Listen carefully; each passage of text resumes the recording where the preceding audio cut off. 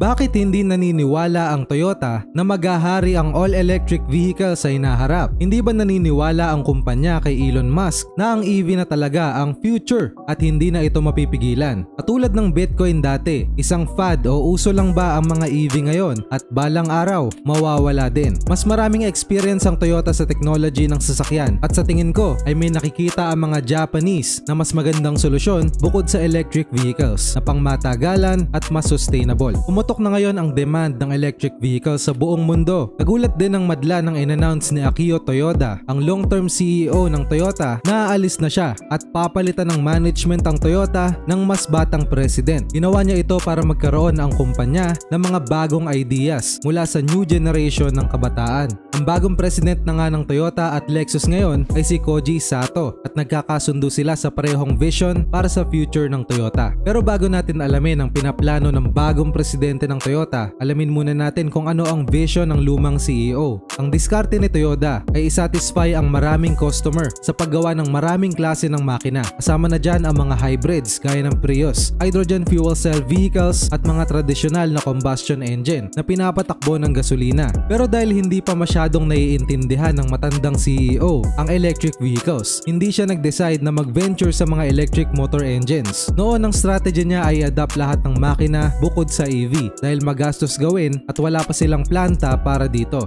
Ang layunin ng kumpanya ay magkaroon ng choice ang consumers at maghintay ng tamang panahon hanggang sa maintindihan ng CEO kung saan mapupunta ang EV market. Sinasabi ng mga opisyal ng Toyota na nakikita nila ang silbi ng mga all-electric vehicles para maresolba ang global climate issue. Pero naniniwala din ang kumpanya na hindi lang ito ang paraan para malabanan ang climate crisis. Nag-i-invest pa rin ang Toyota hanggang ngayon ng ibang alternative fuel technologies gaya ng Prius Hybrid at Mirai Hydrogen Car. Maraming bumabatikos na industry expert at shareholder sa Toyota dahil hindi pa nila ina-adapt ng maaga ang EV technology. Dahil daw na late na sila sa eksena ay baka mahuli na sila sa trend ng electric cars. Kaya naman pinaalis nila ang luma nilang CEO at nag-appoint ng mas bata na baka mas makaintindi sa electrification ng mga sasakyan. Maraming spekulasyon ang nangyayari ngayon na baka daw mag-double down ng Toyota para malampasan ang Tesla, pero hindi ito ang nangyari. Ginulat ng bagong CEO ng Toyota na si Koji Sato ang mundo nang sinabi niya na hindi daw electric vehicles ang solusyon sa carbon neutrality. Kaya naman kahit nagpalit na ng CEO ang Toyota, matibay pa rin ang desisyon ng kumpanya na hindi sila aayon sa electrification strategy. Habang nakapokus ang karamihan ng automakers sa battery-powered vehicles, matikas na naniniwala si Sato na ang hydrogen technology ang magiging pundasyon ng mga Japanese cars sa hinaharap. Inilatag ni Sato ang overview ng kanyang plano bilang bagong CEO ng Toyota at sinasabi niya na nag-e-explore siya ng mga non-EV solution. Sinabi niya na gusto niyang siguraduhin na magiging isang option pa rin ang hydrogen engine para sa mga consumers. Pero wag niyo din pagkamalian dahil hindi din niya minamaliit ang mga EV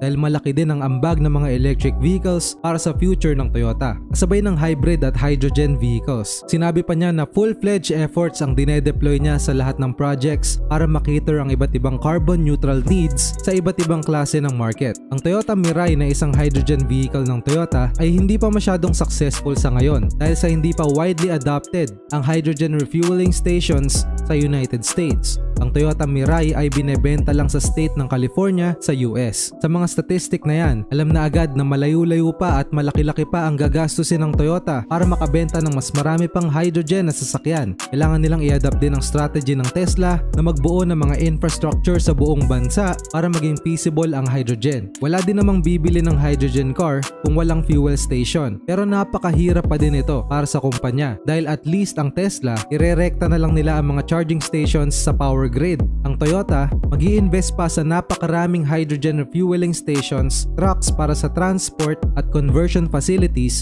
para maging widely adopted ang hydrogen technology. Para silang gumawa ng makabagong fuel network from scratch. Maliit ang ilang bilyong dolyar para sa project na to dahil ang network ng hydrogen fuel station ay napakamahal. Pero ang mga EV battery, kaya mabilis ito i-adapt ng mga tao ay dahil hindi mo na kailangan ng refueling stations. Karamihan ng EV, pwede mo naman i-charge sa bahay at yan ang problema sa hydrogen engines dahil walang refueling station ang bawat bahay. Kaya naman napakahirap i-educate ang market kung ipupush talaga nila ang hydrogen engines sa kalagitnaan ng mas lumalakas pang market ng EV. Alam ng Toyota yan, pero hindi mahina ang utak ng Toyota CEO dahil may magandang plano siya siya para mapagana at magkaroon ng mass adoption ang hydrogen sa industriya. Pumartner sila ngayon sa Kawasaki Heavy Industries at Hino. Pumunta din si Sato sa mga weekend race events ng Kawasaki at Iwatani Corporation. Ang mga kumpanyang ito ay mga kumpanyang nagmamanufacture at nagpapatakbo ng hydrogen refueling networks. Naiisip ng Toyota na kailangan nila ng mga kakampi at kailangan nilang tumesting ng iba't ibang strategy at maging flexible para sa iba't ibang carbon neutral needs sa hinaharap. Noong 2021, ang Kawasaki Heavy Industries, Subaru Corporation, Toyota Motor Corporation, Mazda at Yamaha Motor ay sabay-sabay pinaalam sa madla na sasali sila sa goal ng carbon neutrality. Challenge accepted ang mga kumpanyang ito sa pagpapalawak ng fuel options sa iba't ibang klase ng makina. Sa mga racing league sila magsisimula. Kamakailan lang sa Taiko Race sa Okayama, nag-focus ang Kawasaki Heavy Industries sa hydrogen fuels para maging next generation energy source. 2010 pa, nag-e-experiment na din sila ng mga hydrogen fuel technologies sa production, moving at supply chain. Tinetesting ngayon ng mga kumpanyang ito ang feasibility ng mas mura at mas malaking supply ng hydrogen galing sa Australian lignite papunta sa Japan mula noong 2021.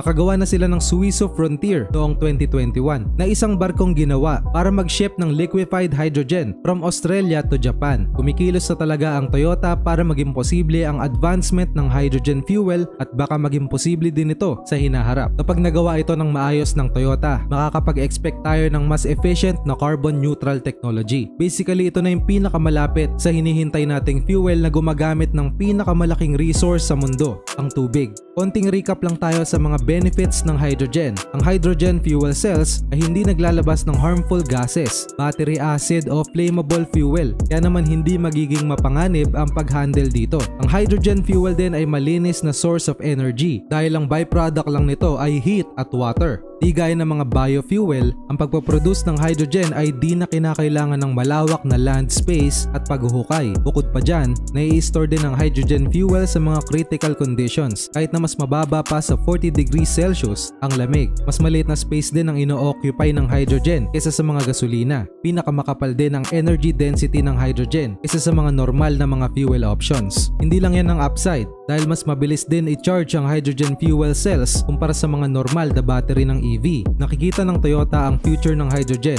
at seryoso talaga sila dito. Ang Toyota ay mag-uumpisang maglagay ng hydrogen power sa mga industrial equipments, racing, warehouse at ships, at pag nakasetup na lahat, sa kanila ito ilalagay sa mga mass-produced na sasakyan. Alam ng Toyota ang ginagawa nila at naniniwala ako na ang decision making ng mga kumpanyang to ay hindi basta-basta dahil kung magdesisyon sila 10 years o 20 years in advance agad. At kilala naman natin ang mga Japanese na quality over anything else sila. Hindi sila umaayon sa kung anong uso lang ngayon, kundi kung ano talaga ang technology na pinaka-useful para sa karamihan ng tao. Pero gayon pa man, hindi ibig sabihin naiiwan ng Toyota ang mga EV projects nila sa ngayon. Sa ilalim ng bagong CEO na si Koji Sato, gumagawa na din sila ng unique EV vehicles sa Toyota at Lexus. May plano na din naman silang gumawa ng next generation EV sa Lexus nameplate at inaasahan nitong lumabas sa 2006. Please share this video kung nagustuhan nyo at i-comment nyo naman ang feedback nyo below. Salamat sa panonood.